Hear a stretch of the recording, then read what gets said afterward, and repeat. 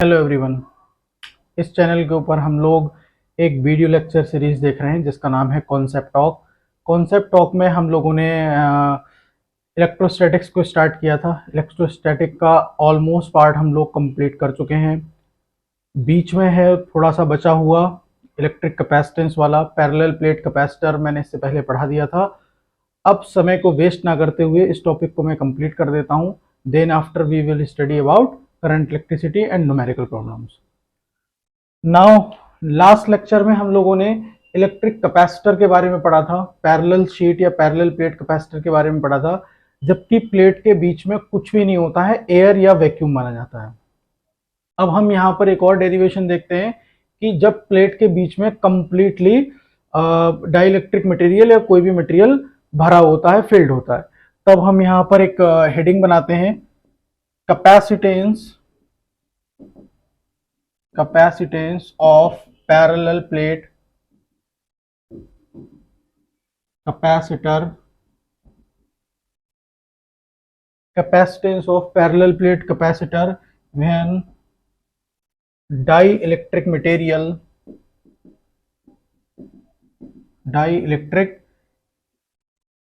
medium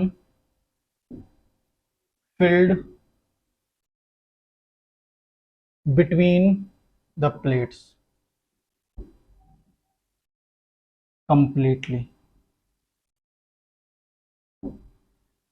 आप एक बात समझिए कि जो हमारी पैरेलल प्लेट कैपेसिटर्स होती हैं, यानी कि जो हमारा कैपेसिटर होता है जिसमें दो प्लेट्स रहती हैं, लास्ट लेक्चर में मैंने आप लोगों को उन प्लेट्स के बारे में बताया था। तो वहां पर तीन केसेस हो सकते हैं। एक केस ये हो सकता है कि ये हैं दोनों plates x and Y,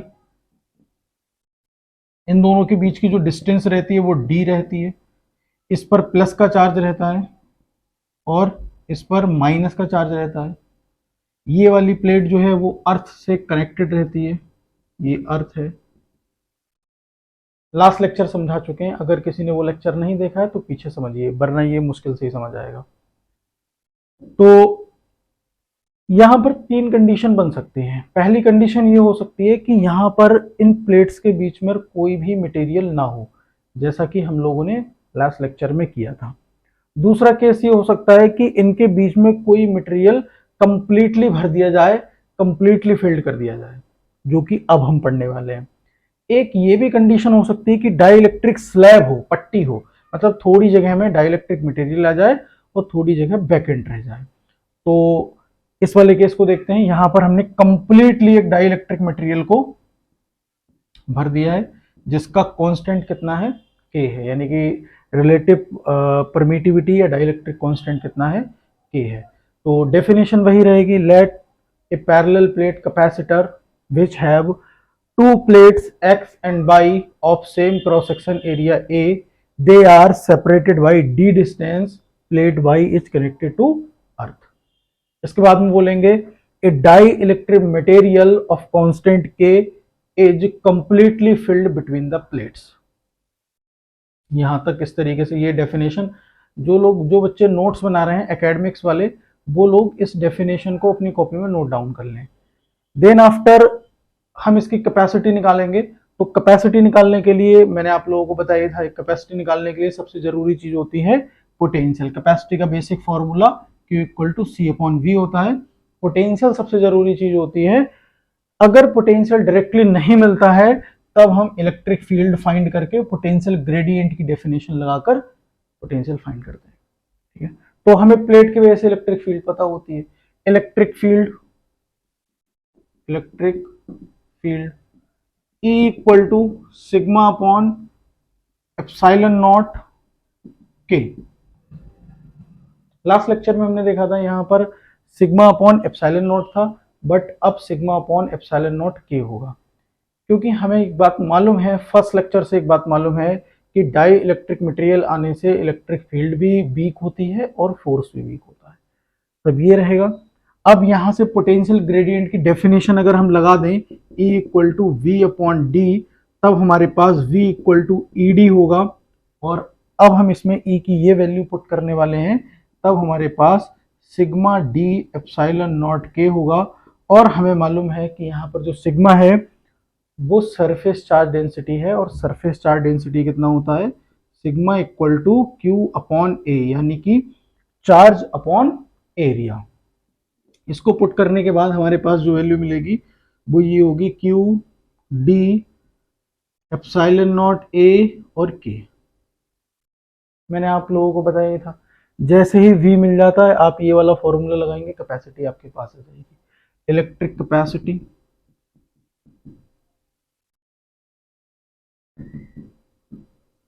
C equal to Q upon V। इसमें V की ये वैल्यू यहाँ पुट कर लेंगे, the value of V is putting. यहाँ पुट करने के बाद आपको क्या मिलने वाला है, Q upon Q D upon epsilon naught ए के। Q से Q कैंसिल हो जाएगा, ये ऊपर पहुंच जाएगा। फाइनल क्या मिलने वाला है, C equal to epsilon naught K A upon D, unit farad रहेगी। अगर आपने ध्यान दिया हो इससे पहले वाले लेक्चर में जब हमने पैरेलल प्लेट कैपेसिटर की कैपेसिटी को कैलकुलेट किया था, जिस समय प्लेट के बीच में कोई भी मीडियम नहीं था, तब कैपेसिटी आई थी C equal to epsilon naught A upon D, और अब कितनी है, epsilon naught K A upon D. That means अब कैपेसिटी जो है वो k टाइम्स इंक्रीज कर गई है। हम सबको मालूम है कि k की वैल्यू हमेशा कितनी होती है, ग्रेटर देन और इक्वल टू 0। k की वैल्यू एयर या वैक्यूम के लिए 1 होती है, और बाकी जितने भी मीडियम हुए, इनफैक्ट मैं आपको बता दूं एयर के लिए भी 1 से ज्यादा होती है, बस 1 लेते हैं, 1 एग्जैक्टली 1 मानी जाती है सिर्फ वैक्यूम के लिए।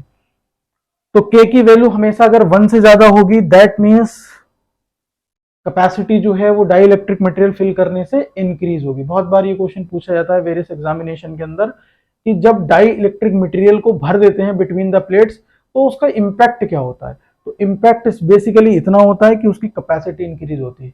मैं आपको एक एग्जांपल बता देता हूं। मान लीजिए थोड़ी देर के लिए कि वाटर के लिए के की वैल्यू 80 है, तो हमारे पास एक पैरेलल प्लेट कैपेसिटर है, उसके बीच में एयर या वैक्यूम है, तब तो उसकी कैपेसिटी इतनी होगी। बट अगर हम उसमें कंप्लीटली वाटर को फिल कर दें तब उसकी कैपेसिटी k टाइम्स इंक्रीज हो जाएगी, और k टाइम्स इंक्रीज होने का मतलब है कि कैपेसिटी 80 टाइम इंक्रीज हो जाएगी। बात समझ आ गई होगी। तो डाई इलेक्ट्रिक मटेरियल फिल करने से कैपेसिटी क्या करती है, इंक्रीज होती है। तो एक तो ये डेरिवेशन हो गया। इसके बाद में एक और केस बनता है, मतलब ये सेकंड केस है। एक केस ये बनता है capacitance of parallel plate capacitor when dielectric slab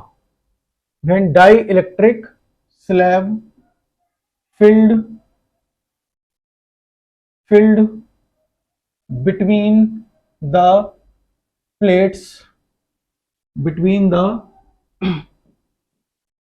plates partially।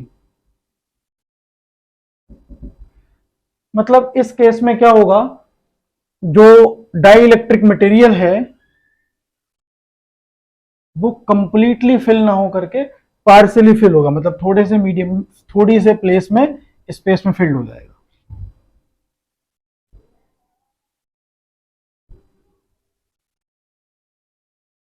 समझिए,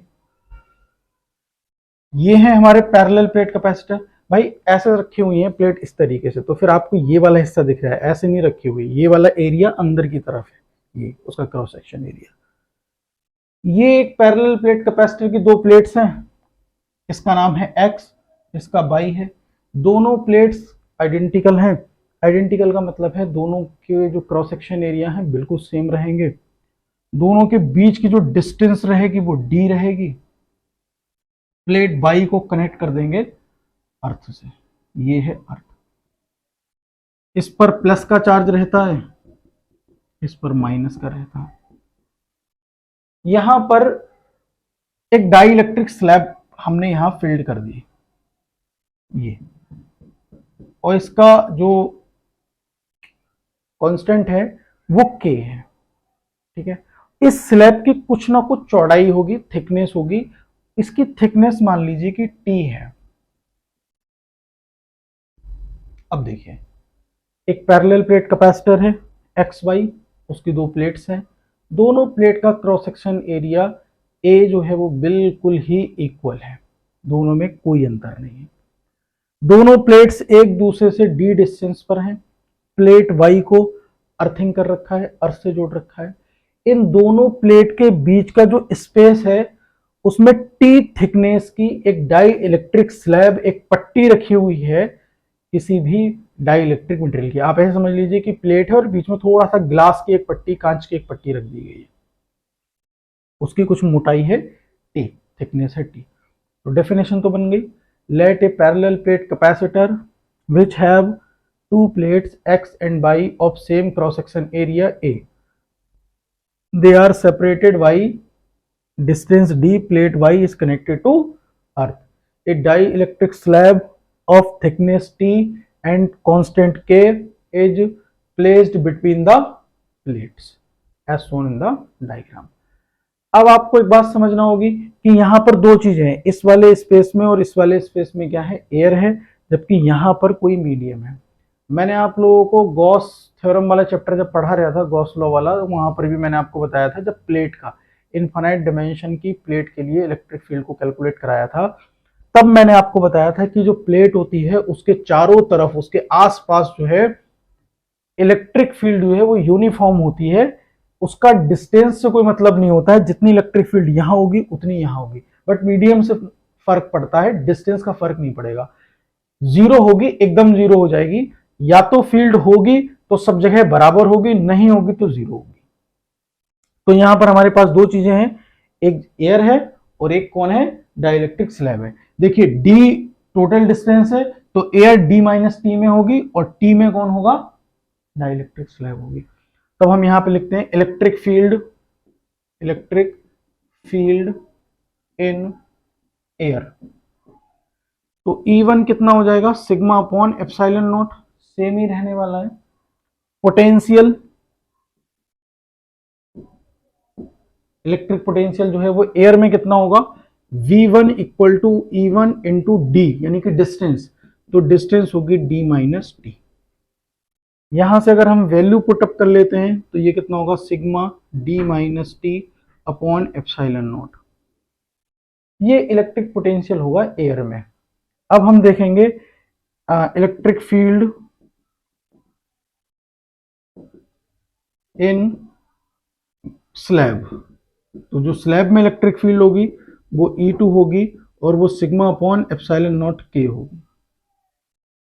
पोटेंशियल इन स्लैब, पोटेंशियल कितना हो जाएगा, V2 equal to E2 multiply distance, और डिस्टेंस कितनी होगी T। अभी अभी हमने फॉर्मूला पढ़ा था E equal to V upon D, तो V equal to E into D. अगर हम यहाँ वैल्यू पुटअप कर लेते हैं तो E2 इक्वल टू कितना हो जाएगा, सिग्मा T एप्सिलॉन नॉट के। हम सबको एक बात बहुत क्लियर पता है कि जो इलेक्ट्रिक पोटेंशियल होता है वो स्केलर क्वांटिटी होता है, और जो भी स्केलर क्वांटिटी होती है वो सीधा सीधा अलजेब्रिक सम से ऐड होती है। तब हम यहाँ पर देखेंगे net potential V equal to V1 plus V2। V equal to V1 की वैल्यू ये है sigma D minus T upon epsilon naught plus sigma T upon epsilon naught K. यहां से आप कॉमन ले सकते हैं सिग्मा अपॉन एप्सिलॉन नॉट, यहां हो जाएगा D minus T plus T upon के, ये वैल्यू बचेगी। सिग्मा की वैल्यू रख सकते हैं, अभी अभी मैंने आप लोगों को बताई थी सिग्मा कितना होता है, Q अपॉन A होता है। तो V equal to Q upon epsilon naught A, bracket में हो जाएगा D minus T plus T upon K. यहां से आप क्या कर सकते हैं, मैंने आप लोगों को बताया था कि जैसे ही पोटेंशियल मिल जाता है आप कैपेसिटी का फॉर्मूला अप्लाई कर सकते हैं। तब यहां हम कैपेसिटी का फॉर्मूला अप्लाई करेंगे, इलेक्ट्रिक कैपेसिटी ये हो जाएगा C equal to Q upon V. यहाँ पर V की वैल्यू पुट करोगे आपका आंसर आपके सामने होगा। तो V की वैल्यू पुट कर रहे हैं, ये है Q upon epsilon naught A और ब्रैकेट में D minus T plus T upon के। ये इससे कैंसिल आउट हो जाएगा और ये ऊपर पहुंच जाएगा, तो ये हो जाएगा epsilon naught A upon D minus T plus T upon के। ये इसकी यूनिट हो जाएगी फैराड।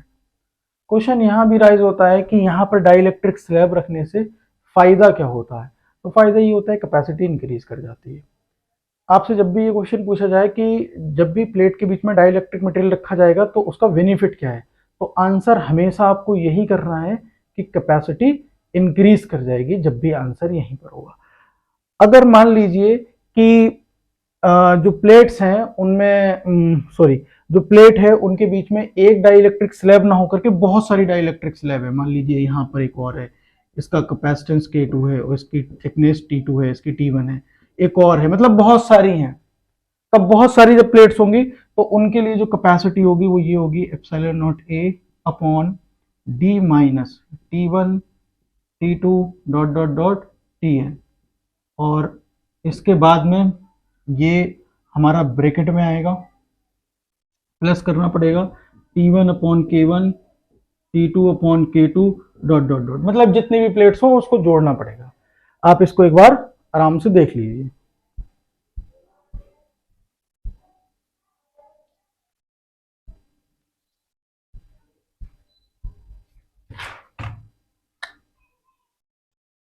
स्क्रीनशॉट ले लीजिए, मिटा देता हूं इसको।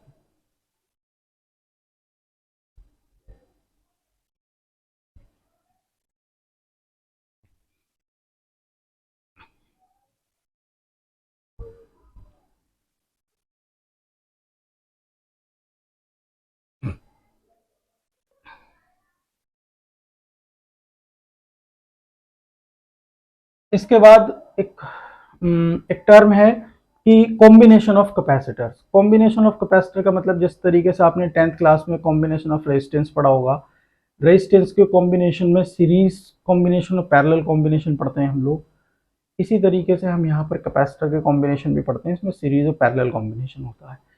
आपको याद ये रखना है कि सीरीज कॉम्बिनेशन में चार्ज सेम रहने वाला है, पैरेलल में जो है वो V सेम रहने वाला है, यानी कि जो हमारे सीरीज कॉम्बिनेशन में प्लेट्स होंगी उसमें चार्ज सेम रहता है, और जो पैरेलल में होती है उनको उनमें वोल्टेज सेम रहता है, पोटेंशियल डिफरेंस सेम रहता है। यहाँ पर मैं इसके डेरिवेशन की इतनी आवश्यकता नहीं है क्योंकि डेरिवेशन इसका कोई ज़्यादा इंपॉर्टेंट नहीं है, तो मैं डायरेक्ट फॉर्मूला ही यहाँ पर लिख देता हूँ। अगर आपने फॉर्मूला देखा हो Q equal to C V, ठीक है, तो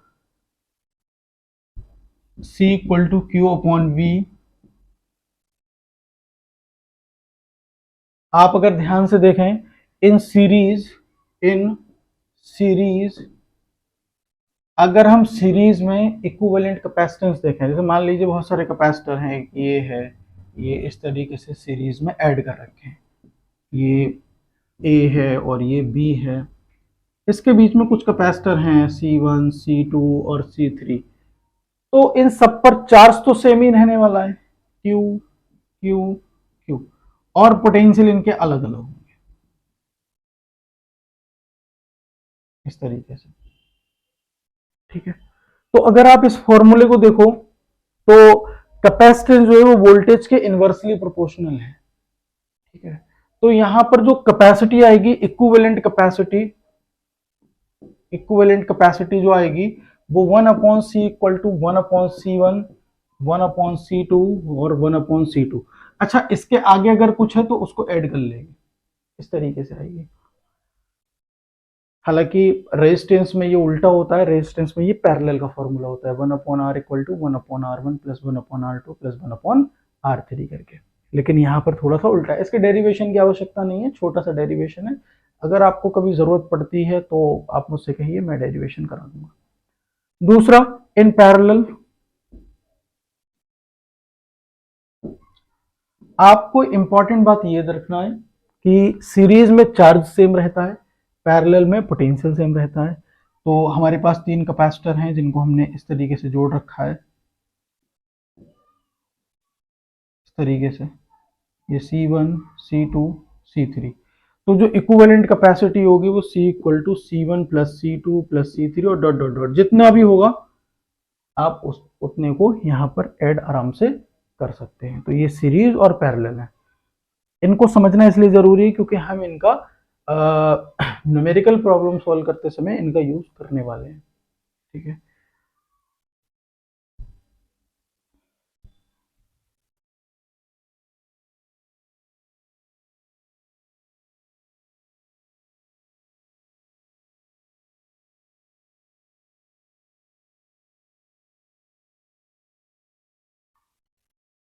इसके बाद में एक टर्म आएगी और वो टर्म होगी कॉमन पोटेंशियल।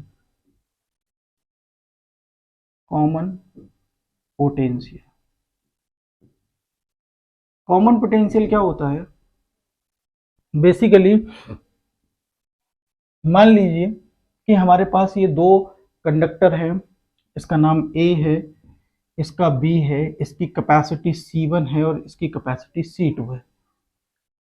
इसका पोटेंशियल V1 है और इसका पोटेंशियल V2 है, इस पर चार्ज Q1 है और इस पर चार्ज Q2 है, मतलब सारी चीजें अलग अलग हैं। तो दो कंडक्टर हैं हमारे पास, ये कैपेसिटर भी हो सकते हैं, कुछ भी हो सकता है ये, जिनके इस तरीके से पैरामीटर्स दे रखे हैं। यहां पर क्या होगा, अगर हम इन दोनों कंडक्टर्स को किसी थिन वायर से जोड़ दें, थिन वायर से जोड़ने के बाद क्या होगा, चार्ज फ्लो होगा फ्रॉम हाई पोटेंशियल से लो पोटेंशियल। देखिए बहुत बार बच्चे कंफ्यूज हो जाते हैं कि चार्ज फ्लो होगा जिधर ज्यादा होगा उधर से, जिधर कम होगा उधर की तरफ, लेकिन ऐसा नहीं है। चार्ज हमेशा ही फ्लो करता है हाई पोटेंशियल से लो पोटेंशियल की तरफ।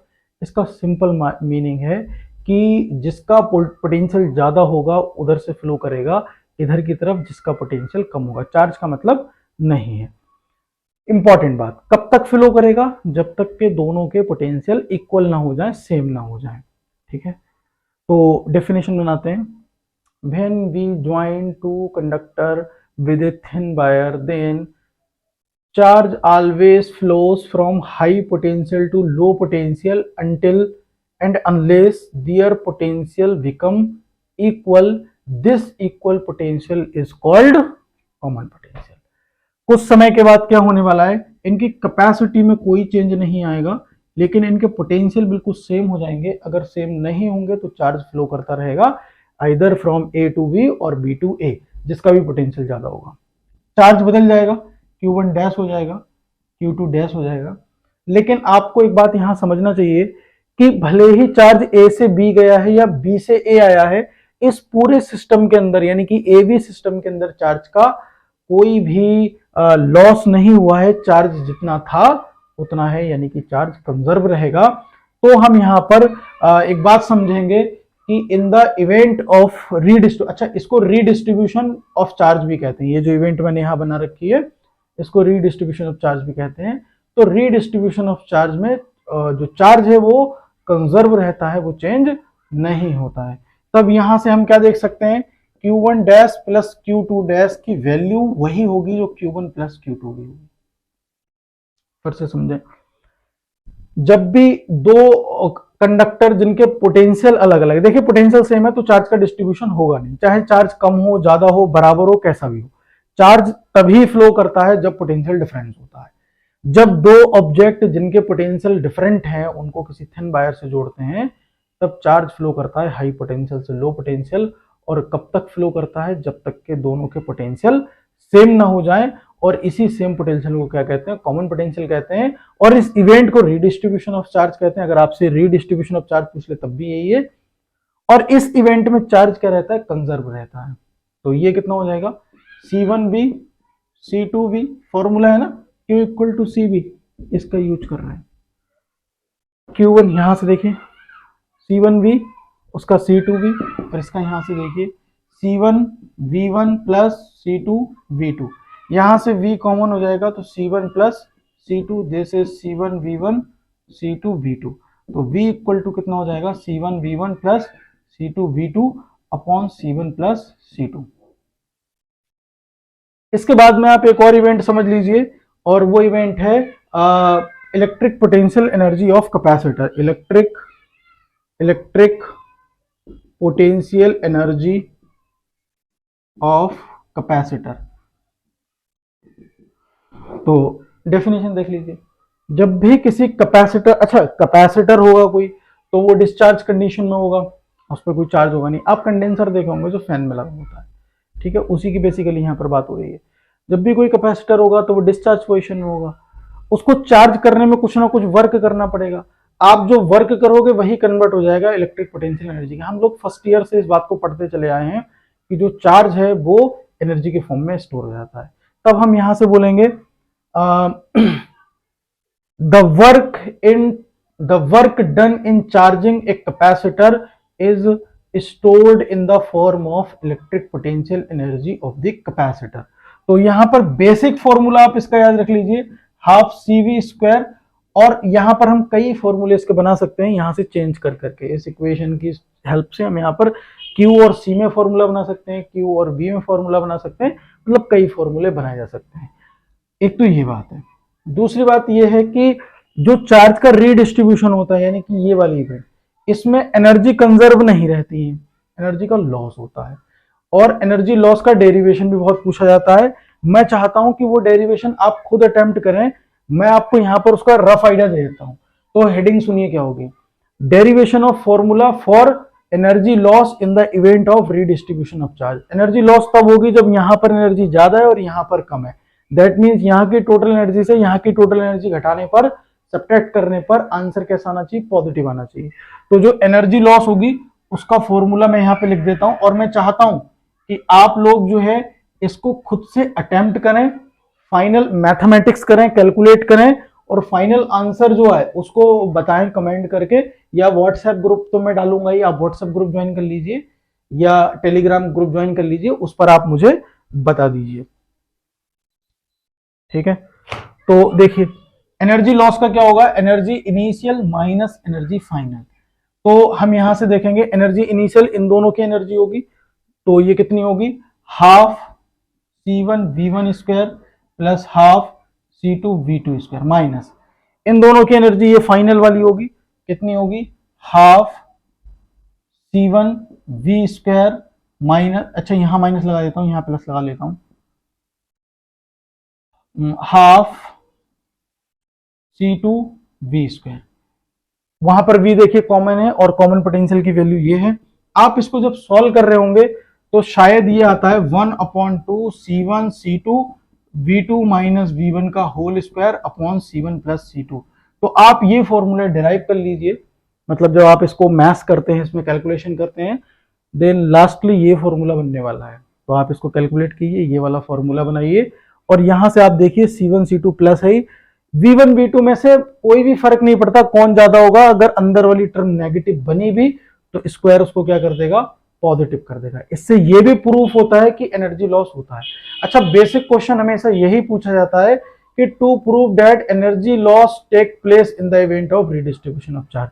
तो आपको कहना है कि ये टर्म कैसी है, पॉजिटिव है, इससे ये प्रूफ होता है कि रीडिस्ट्रीब्यूशन ऑफ चार्ज में एनर्जी लॉस होता है। इसी के साथ ये वाला चैप्टर ऑलमोस्ट फिनिश हो गया है, और किसी को अगर कोई कंफ्यूजन हो आप इसके बारे में पूछ लीजिए। इलेक्ट्रोस्टैटिक्स मैंने पूरी तरीके से पढ़ा दिया है, अगर कोई दिक्कत कहीं पर है तो आप पूछते रहिए। बाकी मैं न्यूमेरिकल कराऊंगा, न्यूमेरिकल में अगर लगेगा कि एक आध कोई टॉपिक छूटा हुआ है तो हम वहां पर उसको डिस्कस कर लेंगे। अब हमारी नेक्स्ट यूनिट जो है वो करंट इलेक्ट्रिसिटी की है और साथ साथ इसके न्यूमेरिकल की है। तो ये यहीं तक रहेगा लेक्चर। थैंक यू, मिलते हैं नेक्स्ट लेक्चर में।